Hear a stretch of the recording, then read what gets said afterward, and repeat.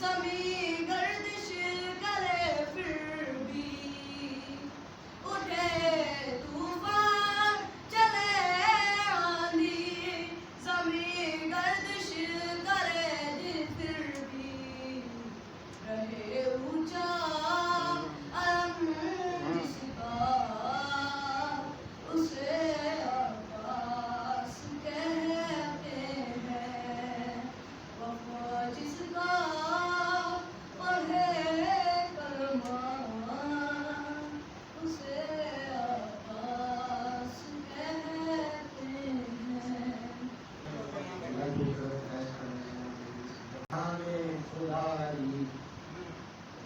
نشان بھی ہے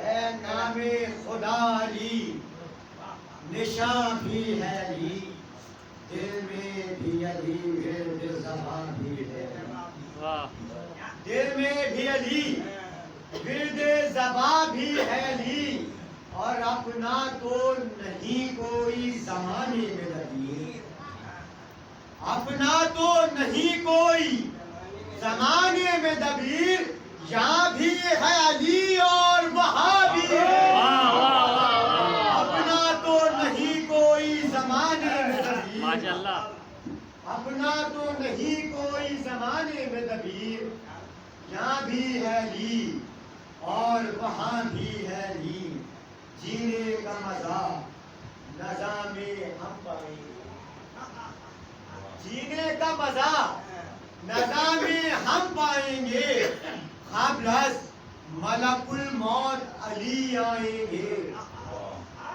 قبل از ملک الموت علی آئیں گے کیا خوف نکیرین کے آنے کا دبیر کیا خوف نکیرین کے آنے کا دبیر پوچھیں گے مزاج اور چلے جائیں گے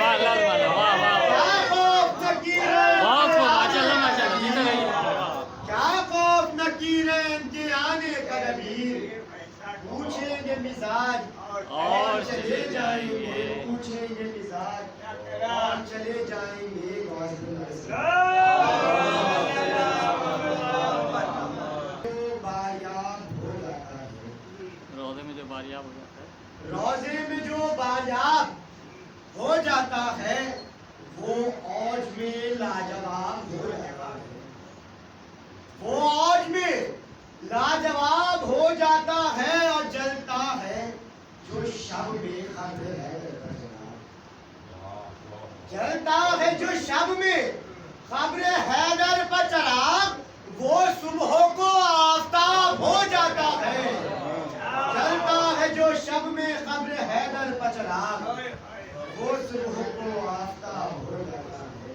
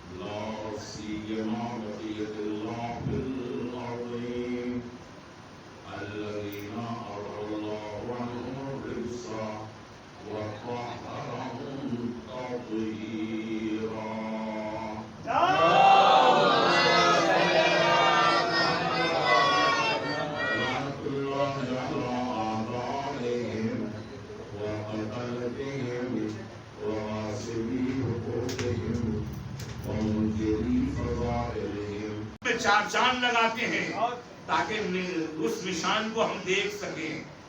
عام زمانوں میں تو وہ نشان نہیں دکھتا, پردہ پڑا رہتا ہے, لیکن جب حج کا زمانہ ہوتا ہے پردہ اٹھا دیا جاتا ہے. لوگوں نے چاہا کہ وہ نشان ختم ہو جائے, بہت سی چیزیں جس سے اہل بیت کی نسبت تھی ختم کر دی گئی. میں کہوں گا کہ تم خانہ کعبہ کو کہ اس نشان کو ختم کرو. خانہ کعبہ کے اس نشان کو ختم کرنے کے لیے خانہ کعبہ کو مسمار کرنا پڑے گا. خانہ کعبہ کو مسمار کرنا پڑے گا. پوری دنیا کے مسلمان یلغار کر دیں گے کہ ہمارے لیے جائے عبادت ہے خانہ کعبہ. تو ظاہر ہے کہ مجبور ہیں کہ خانہ کعبہ کو نہیں مسمار کر پا رہے. میں کہوں گا علی کا احسان ہے، علی کا احسان ہے کہ جو تمہارا کعبہ بچا ہوا ہے، تمہارے پاس جو ڈالرز آ رہے ہیں، آج وہ علی کا احسان ہے، کسی اور کا احسان نہیں ہے. صلوات پڑھے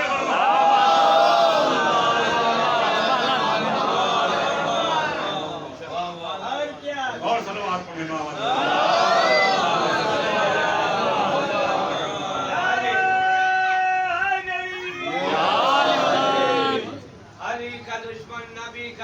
نبی کا دشمن خدا کا دشمن ہم ایسے مجرم پر روز لعنت کیا کیے ہیں کیا کریں گے. نعرے حیدری، نعرے صلوات.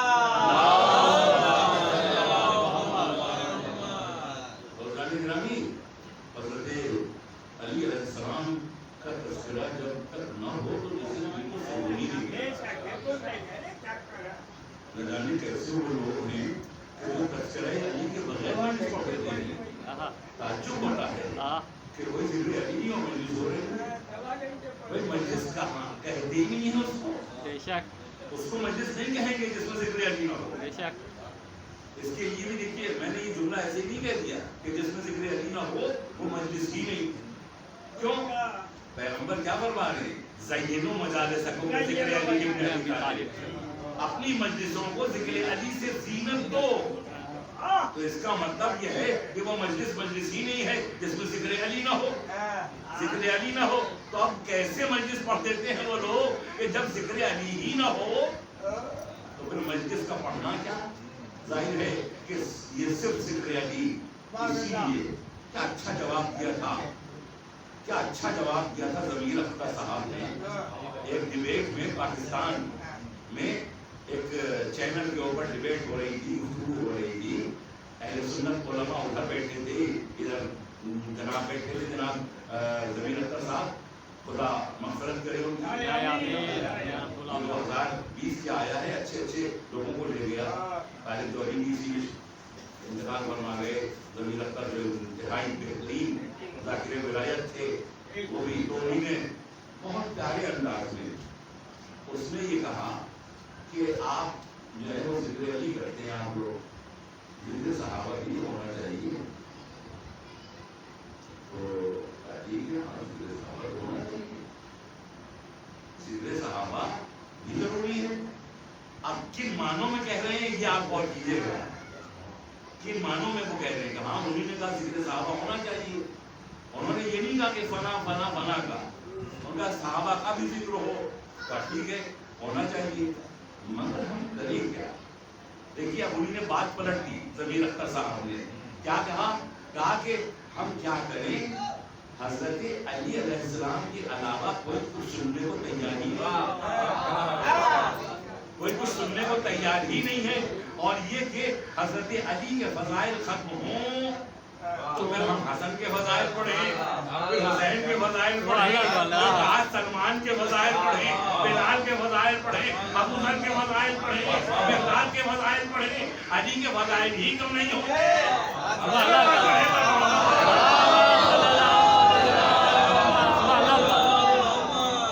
اس کے بعد معاملہ روک دیا گیا. اب اس کے بعد کیا ہوا، لیکن یہ کہ ڈیبیٹ ختم ہو گئی، یہ بھی بند ہو گیا. تو عزیزان گرامی، تو ذکر علی کے بغیر کچھ ہوتا ہی نہیں ہے. اتنی بڑی بات ٹی وی کے اوپر کہہ کے چلے آئے. اب ظاہر ہے کہ حضرت علی علیہ السلام کے اتنے فضائل ہیں لوگوں کو سمجھ میں نہیں آتا. اب ہم آپ کو ایک ایسی فضیلت بیان کرنے جا رہے ہیں کہ نجف اشرف میں ایک طالب علم تھا. جاتے ہیں لوگ نجف اشرف میں ایک طالب علم تھا جو کسی قریے سے وہاں پڑھنے کے لیے آیا، کسی دیہات سے.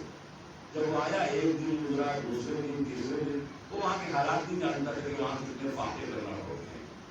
اس دور میں جب 2 دینار شہریہ ہوتا تھا جو وظیفہ ملتا ہے 2 دینار, اسی میں مجھے پورے مہینے کا خرچ چلانا ہوتا تھا. تو وہ 3-4 دن میں وہ پریشان ہو گیا اور وہ آیا رجب میں ذریعے مولائے کائنات کے پاس. سنیے گا جی, وہ غریب غصہ ہے.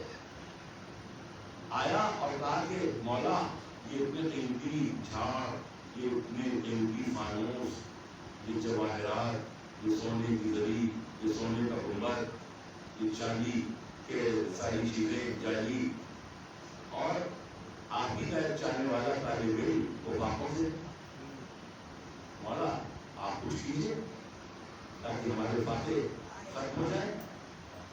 وہ یہ کہہ کے چلا گیا, جا کے سو گیا. رات کو تو سویا, جب سو گیا تو ایک عجیب چیز میں عرض کرنا چاہ رہا ہوں. جب وہ سو گیا تو خواب میں دیکھا, کہا کہ اگر باپوں کی زندگی گزارنا ہے تو یہ نظر میں رہو, علم دین حاصل کرو. لیکن اگر مال و دولت درکار ہے تو پھر ہندوستان میں ایک شہر ہے حیدرآباد, وہاں چلے جاؤ. وہاں چلے جاؤ اور نظام حیدرآباد سے مل لو. نظام حیدرآباد سے مل لو, تمہاری مشکل آسان ہو جائے گی. اب مولا کو نہیں مشکل حل کر سکتے تھے, مولا کے اختیار میں تھا, لیکن کہا نہیں وہاں چلے جاؤ. اب اس نے خواب دیکھا کہ صبح کوئی پھر گزری کے پاس آیا, کہا مولا میں واقع کر رہا ہوں, ہندوستان جانے میں پیسے لگیں گے. ایسے کہتے تھے کہ پیسے لگیں گے, کہاں سے یہ رقم آئے گی, میں کیسے جاؤں گا, اگر شپ سے بھی جانا پڑ رہا ہے تو پیسہ کہاں ہے, یہاں واقع ہو رہے ہیں تو میں کیسے جاؤں گا. پھر یہ کہہ کے چلا آیا, پھر سویا. تو کہا کہ اپنی کتابیں بیچو, جو بھی تمہارے پاس اثاثہ ہے وہ بیچو, کسی سے قرض ہو, لیکن اگر تم چاہتے ہو آسائش کی زندگی تو وہاں جاؤ, اور اگر تم علم دین حاصل کرنا چاہتے ہو تو یہیں رہو, پاپوں کی زندگی. کیونکہ اس دور میں تربوز کا چھلکے کا سالن بنا کے علماء کھاتے تھے. تربوز کا چھلکا جو لوگ ایک دیتے ہیں اس کا سالن بنا کے کھاتے تھے, وہ دور تھا. تو عزیزوں, تو اب ظاہر ہے کہ اس نے کیا انتظام کیا, کچھ سامان بیچا, کچھ لوگوں سے قرض لیا, لیکن ایک چیز کہہ دی تھی, کہا کہ جب تم وہاں جانا, محل میں دخل الباب کرنا, تو جو آئے گا, جو سامنے آئے گا وہ مالک ہوگا اس کا, یعنی وہ نظام ہوگا. تم اس سے فارسی کا یہ مصرع کہہ دینا, بے آسمان نبت و کار آفتاب بلند. بس سنیے گا, یاد رکھیے گا جملے, بے آسمان نبت و کار آفتاب بلند. یہ جملہ بس یہ ایک مصرع پڑھ دینا اس کے ساتھ میں. تو اسی صورت سے اس نے انتظام کیا اور وہ ہندوستان آ گیا, حیدرآباد پہنچ گیا. حیدرآباد پہنچ گیا تب تو بات کیا محل, لوگ بھی پوچھ رہے ہیں, لوگوں سے پوچھ رہا ہے کہ نظام حیدرآباد کا محل کہاں ہے. لوگ سوچتے ہیں یہ فقیر منش آدمی اور یہ بادشاہ کا گھر پوچھ رہا ہے, ان کا محل پوچھ رہا ہے. تو وہ کسی صورت سے وہاں پہنچایا گیا. جب وہ پہنچ گیا تب تو بات کیا تو دیکھا کہ سیڑھیوں سے چڑھ کے اتر کے کوئی شخص آ رہا ہے, بڑا بردبار ہے. اور آنے کے بعد جیسے وہ آیا تو اس میں فوراً امام کہہ چکے تھے, جو آئے تو فوراً یہ مصرع اس کو سنا دینا, بے آسمان نبت و کار آفتاب بلند. سنیے گا, پر جیسے یہ سنا دیا تو اس بادشاہ نے نظام حیدرآباد میں غلام کو حکم دیا کہ اس کو حمام لے جاؤ, لباس فاخرہ بادشاہی لباس سے تو پہنایا جائے, اس کے لیے بہترین نعمتیں سجائی جائیں, بہترین طریقے سے اس کو کھانا کھلایا جائے, بڑی آسائش کی جگہ پہ رکھا جائے. 1 دن گزرا, 2 دن گزرا, بڑی نعمتوں میں متنعم ہوتا رہا, یہ یعنی نعمتیں حاصل کرتا رہا, خوش ہوتا رہا.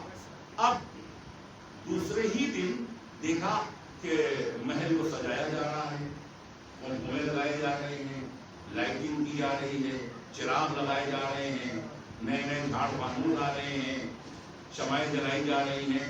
تو اس نے وہیں بیٹھا ہوا تھا لباس فاخرہ پہنے ہوئے, برابر کے آدمی سے پوچھا کہ آخر یہ کیا ہو رہا ہے. یہ کہا کہ نہیں معلوم ہوگا, اس لیے تم باہر سے آئے ہو, بادشاہ کی بیٹی کی شادی کا انتظام, بادشاہ کی چھوٹی بیٹی کا عقد ہے, اس لیے یہ انتظامات ہو رہے ہیں. تو وہ کہتا ہے, طالب علم اپنے ہی سے کہتا ہے کہ میں اتنی غلط وقت یہاں پہ آ گیا کہ یہ اپنے جشنوں میں مصروف، تو یہ ہمارے اوپر کہاں دھیان دیں گے. اب پہلے جس مقصد کے لیے میں آیا ہوں اب یہاں کا مقصد پورا نہیں ہوگا.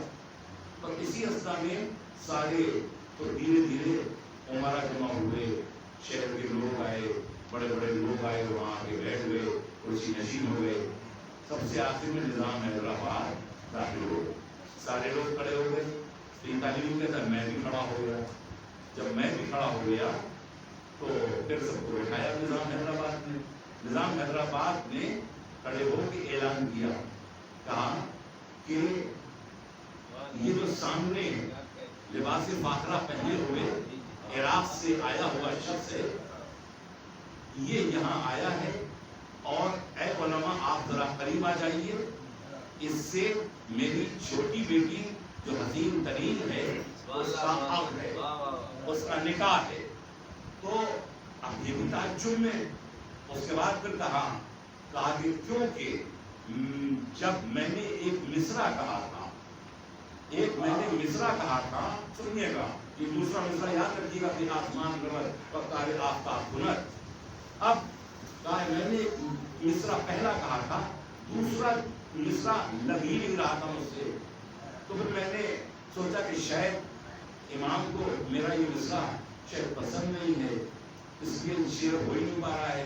روز میں سوچتا تھا، فکر کرتا تھا، دوسرا مصرع ہو ہی نہیں پا رہا ہے، دوسرا مصرع ہو ہی نہیں پا رہا ہے، شعر ادھورا ہے. تو میں نے ہندوستان کے فارسی شعراء سے رجوع کیا. فارسی شعراء سے کہا آپ لوگ اس کے اوپر مصرع لگا دیجیے. لیکن فارسی شعراء بھی مصرع تو لگایا، کہا مگر میری پسند کا نہیں تھا، چسپاں نہیں ہو رہا تھا اس کے اوپر. اس کے بعد پھر میں نے ایران کے فارسی شعراء سے دریافت کیا کہ آپ ہی لوگ مصرع لگائیے. ان لوگوں نے بھی ظاہر کہ شاعر نے مصرع تو لگایا لیکن اس کے اوپر چپک نہیں رہا تھا، چسپاں نہیں ہو رہا تھا. یہی تو جملے بولے جاتے ہیں، یعنی بالکل ویسا نہیں تھا جس طرح کا وہ چاہتے تھے. تو ہم نے پھر اسی کے بعد جب دیکھا کہ جب ہر طرف سے مایوس ہو گیا تو بس ایک منت مان لی، مایوسی کے ساتھ ایک منت مان لی کہ جو بھی یہ دوسرا مصرع کہے گا، ہم سے آگے بتائے گا، ہم اس کو اپنی آدھی سلطنت دے دیں گے، آدھے جواہرات دے دیں گے، اپنا آدھا مال دے دیں گے، اور اپنی چھوٹی بیٹی جو خوبصورت ترین ہے اس سے عقد کر دیں گے. اور یہ جملہ جو کہا تو وہ طالب علم جلدی سے دوڑتا ہوا نظام حیدرآباد کے قریب آیا. اب سنیے گا جو آپ خود بخود نعرہ لگانے پہ مجبور ہو، سنیے گا. اب وہ دوڑتا ہوا آیا اور اس نے کہا یہ تو بتائیے کہ وہ آپ نے پہلا مصرع کون سا کہا تھا، وہ پہلا مصرع کون سا کہا تھا. تو اب وہ پہلے مصرے کی طرف متوجہ کرنا چاہ رہا ہے. اب لوگ بھی متوجہ ہو رہے ہیں کہ آخر یہ پہلا مصرع تھا کیا جس کے لیے منت مانی تھی، نظر مانی تھی، اور اتنی بڑی منت. کیونکہ مایوس ہو گئے تھے، ہر طرف سے مایوس ہو گئے تھے، نہیں شعر لگ رہا تھا. سوچا تھا کہ شاید ہمارے امام ہم سے راضی نہیں ہے. تو اب وہ پہلا مصرع بتانے کے لیے سب کو خاموش کیا گیا، سب کو بٹھایا گیا. اب نظام حیدرآباد نے جو پہلا مصرع پڑھا ہے کہ بے ذرے گر نظر لطف بو تراب بلند، بے ذرے گر نظر لطف بو تراب بلند، بے آسمان رود و کار آفتاب بلند.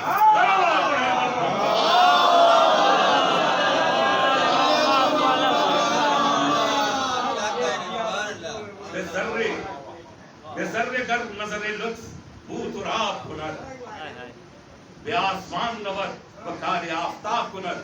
تو کہا کہ بہترین مصرع ہے. تو وہ کہتا ہے کہ یہ میں نے نہیں، میرے مولا نے، یہی ابو تراب نے کہہ کے بھیجا ہے خواب میں کہ جا کے یہ مصرع تم بادشاہ نظام حیدرآباد کو سنا دینا. یہ میرا نہیں ہے، میرے مولا کا ہے، میرے مولا کا ہے. تو مولا نے نظام حیدرآباد کو بھی مطمئن کر دیا اور اس طالب علم کو بھی امیر بنا دیا. صلوات پڑھے بر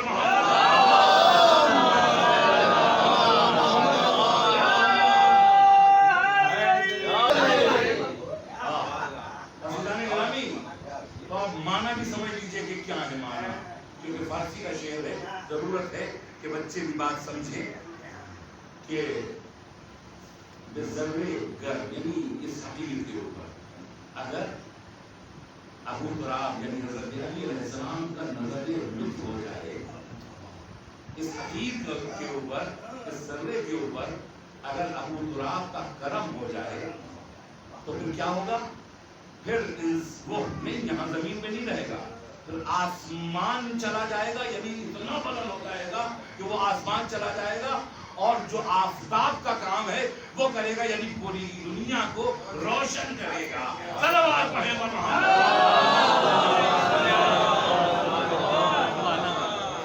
ظاہر ہے کہ جب پوری دنیا کو روشن کرے گا تو کیوں کرے گا؟ اس لیے کہ یہ علی ہیں کہ جن کے اشارے پہ آفتاب پلٹ آتا ہے۔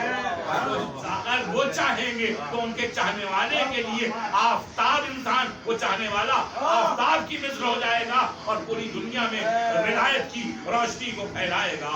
صلوات پڑھیں۔ گرامی بات اب خود کی آ گئی۔ ابھی آپ نے دیکھا کہ انہوں نے خود کی بات کہی، تو جناب خود کی ایک بات میں آپ کی خدمت میں عرض کر دوں۔ ظاہر ہے کہ خود کہاں ہے؟ جنت میں ہے، اور جوار امام حسین میں ہے۔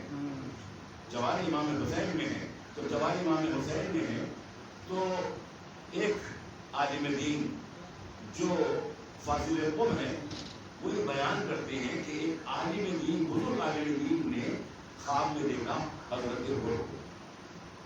انہی سے متاثر ہو کے میں نے یہ بات کی، اور یہی سے ربط مسائل کہ جناب حر کو میں بہت زیادہ پڑھنے کا عادی نہیں ہوں تاکہ مجمع کے اشتیاق باقی رہے بات سننے کے لیے۔ اب عزیزان گرامی، جناب حر کو خواب میں دیکھا۔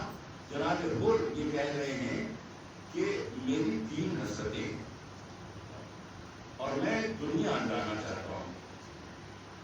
تو یہ عالم دین جو بزرگ تھے انہوں نے کہا کہ حضرت حر آپ کو جوار امام حسین ہیں اور آپ کہہ رہے ہیں کہ ہم دنیا جانا چاہتے ہیں، تو آپ کی کیوں یہ حسرتیں ہیں؟ کہا میری حسرتیں ہیں اور 3 حسرتیں ہیں۔ کیا ایک حسرت تو یہ ہے کہ میں مجلس حسین میں شرکت کرنا چاہتا ہوں، کیونکہ میں مجلس حسین کو میرے سامنے شروع نہیں ہوئی، یہ سب بعد میں شروع ہوئی۔ کہا مجلس حسین میں شرکت کرنا چاہتا ہوں اور گریہ کرنا چاہتا ہوں، یہ میری پہلی حسرت۔ اور دوسری حسرت کہا کہ میں امام حسین کے نام پر لوگوں کو پانی پلانا چاہتا ہوں، یعنی سبیل لانا چاہتا ہوں عزیزوں۔ اور تیسری خواہش بیان کر رہے ہیں کہ میں یہ چاہتا ہوں کہ میں اپنے ہاتھوں سے حسین کی ازاداروں کو تبرک کروں۔ اب ذرا اندازہ لگائیے گا، جو مجلسیں کینسل کر رہے ہیں، جو مجلسیں نہیں کر رہے ہیں، ذرا تصور کر سکتے ہیں جو جنت میں ہو، وہ دنیا میں آنے کی خواہش فقط اس لیے کر رہا ہو کہ ہم مجلس حسین میں جا کے گریہ کریں، پانی پلائیں اور تبرک بانٹیں۔ ذرا اندازہ لگائیے کہ اب آپ کس منزلوں پہ ہیں۔ اے عزاداروں، اے فرش عزا بچھانے والوں، اے مجلس میں شرکت کرنے والوں، اے ماتم داروں، اے مرثیہ خانوں، اے ذاکروں، کس منزل پہ ہو تم؟ عزیزوں، گویا مجلس میں آنے کی خواہش، یعنی گویا بی بی زینب کی خواہش کو پورا کرنا چاہتے ہیں جناب حر۔ جناب زینب نے پہلی مجلس قائم کی تھی نا، پہلی مجلس جب پہلی مرتبہ بلایا گیا سید سجاد کو دربار میں جانا نہیں چاہتے تھے، جناب زینب بھی بھیجنا نہیں چاہتی تھی کہ ایک ہی مرد ہے جس کے سہارے ہم مدینے جائیں گے، لیکن حالات کچھ ایسے تھے کہ بھیجنا پڑا۔ لیکن اب دعا کرتی ہے پروردگار میرا بھتیجا دربار سے زندہ سلامت واپس آ جائے، زندہ اور سلامت واپس آ جائے۔ سید سجاد کو بھیج تو دیا، ہاتھوں میں ہتھ کڑیاں بھی ہیں، بیڑیاں بھی ہیں، توق بھی ہے، لنگر بھی ہے، عزیزوں یہ کیسا قیدی ہے؟ ہم نے تو دنیا کے قیدیوں کو یہ دیکھا کہ بیڑیاں یا ہتکڑیاں اتار دی جاتی ہیں قید خانے میں، لیکن ہائے یہ کیسا قیدی، یہ کیسا مظلوم قیدی کہ سال بھر ہو گیا نہ ہتکڑیاں اتری نہ بیڑیاں اتری۔ اور ہم نے اس بات کو نکالا کہاں سے؟ اس لیے کہ یزید کے دربار میں ایک لوہار کو بلایا گیا، ہم نے یہاں سے یہ نتیجہ نکالا۔ اب اس کی سید سجاد کی ہتکڑیوں کو کاٹا گیا، بیڑیوں کو کاٹا گیا، لیکن جب بیڑیاں ہتکڑیاں کٹی جو نشانات تھے سوکھ چکا تھا، گلے میں جو نشانات تھے، گلے میں کاٹے چبھے ہوئے چھید نظر آ رہے تھے اور خون کے جا بجا نشان۔ عزیزان گرامی، اس کے بعد اب کہا کہ ہم تمہیں آزاد کرتے ہیں، یہاں رہو گے یا مدینے جاؤ گے؟ کہا وہ بھی اماں سے پوچھائیں، وہ بھی اماں سے پوچھائیں۔ اب سید سجاد چلے، نہ ہتکڑیاں ہیں نہ بیڑیاں ہیں، کچھ بھی نہیں، لیکن پھر بھی زینب دروازے زندان میں کھڑی رو رہی ہے، گریہ کر رہی ہے، کوئی غم نہ دے سوائے غم سید الشہداء و شہدائے کربلا کے، گریہ فرما رہی ہے۔ عزیزوں جیسے جیسے سید سجاد آگے بڑھتے ہیں ویسے ویسے بی بی زینب کا گریہ بڑھتا ہے۔ میں ہاتھ جوڑ کے کہوں گا، ارے جناب زینب، شہزادی زینب، اب کیوں رو رہی ہے؟ اب نہ ہتکڑیاں ہیں نہ بیڑیاں ہیں نہ طوق ہے، آپ کو خوش ہونا چاہیے۔ گرامی جتنا جتنا قریب بڑھ رہے ہیں اتنا اتنا بی بی کا گریہ بڑھ رہا ہے، یہاں تک کہ جیسے ہی سید سجاد قریب پہنچے اب روتے روتے بی بی زینب نے گلے لگانا چاہا، کیونکہ اب تک گلے نہیں لگا پائی تھی، تعزیت نہیں دے پائی تھی۔ ارے سید سجاد جلدی سے آگے کرتے، وہ بھی اماں گلے لگا دے۔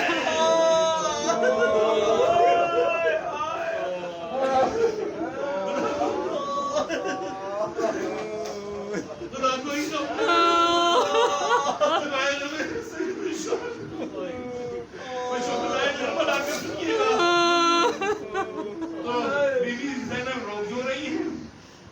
پھر سید سجاد کا ہاتھ پکڑا اور قبر سکینہ پہ لے کے آئی۔ اس کا مطلب بی بی زینب یہ رو رہی تھی کہ سکینہ کو بڑی تمنا تھی جانے کی، سید سجاد کو اس عالم میں دیکھنے کی۔ سکینہ کو سید سجاد کے نہ ہتکڑیاں نہ بیڑیاں، ہم بدل جا رہے ہیں۔ کوحرام بقا ہو گیا قید خانے میں۔ اس کے بعد پھر سجاد کہتے ہیں کہ اماں یہاں رہیے گا، یہاں رہیے گا یا مدینے؟ تب تمہیں تو پتا ہے ہم حسین کا ماتم نہیں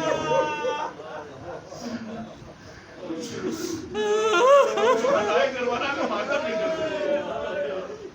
اس سے کہہ دو کہ ایک گھر خالی کرا دے تاکہ ہم ماتم کر لیں اور شام کی عورتوں کو بلا لیں۔ عزیزان گرامی ماتم کے لیے گھر خالی ہو گیا۔ اب کچھ سامان آنے لگا، کچھ سامان آیا، اس میں ایک جلی ہوئی مسند، چھوٹا جو قالین نہیں ہوتا ہے وہ آیا۔ مدینے میں بھی اپنے حجرے میں بیٹھتے تھے، خیمے میں بھی لے کے آئے تھے، خیمے میں حسین اسی پہ بیٹھتے تھے۔ میں کیسے پڑھوں؟ جب خیمے حسین کی یہ مسند بھی چل رہی تو بیوی نے سامان واپس منگایا۔ اگر تصور کیجئے کہ وہ خاندان ہے سخی ابن سخی کا خاندان کہ جو دے دیتا ہے وہ منگاتا نہیں ہے، لیکن دیکھیے مصلحت کیا ہے، بیوی نے کیوں منگایا؟ کیوں منگایا لوٹا ہوا سامان؟ سب سے پہلے مسند لائی گئی، تھال میں رکھی ہوئی مسند کو جناب ام کلثوم نے کہا کہ دوسری طرف سے تم اٹھاؤ، ادھر سے ہم اٹھاتے ہیں۔ مسند کو اٹھایا، اس گھر میں جو بلند مقام تھا اس پہ جا کے مسند کو بچھا دیا، اور اس کے بعد پھر سید سجاد کا ہاتھ پکڑا، آہستہ آہستہ اس مسند پہ جا کے بٹھا دیا، اس مسند پہ بٹھا دیا، اور اس کے بعد پھر بیویوں سے کہا کہ دیکھو سال بھر ہو گیا، بڑے بیٹے کو تعزیت کی جاتی ہے، اب